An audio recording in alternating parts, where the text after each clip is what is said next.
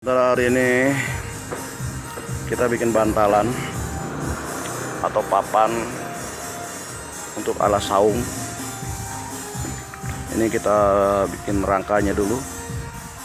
Ini yang udah jadi satu bantalannya. Jadi bantalan saung kita buat. Ya, ini besi-besinya yang tadi baru beli.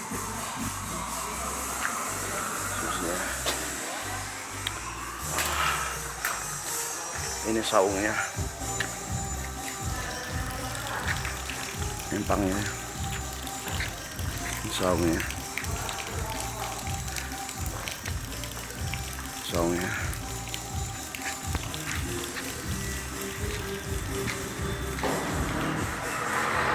mohon doa teman-teman sekalian agar pekerjaan pembuatan saung ini bisa cepat selesai. Amin.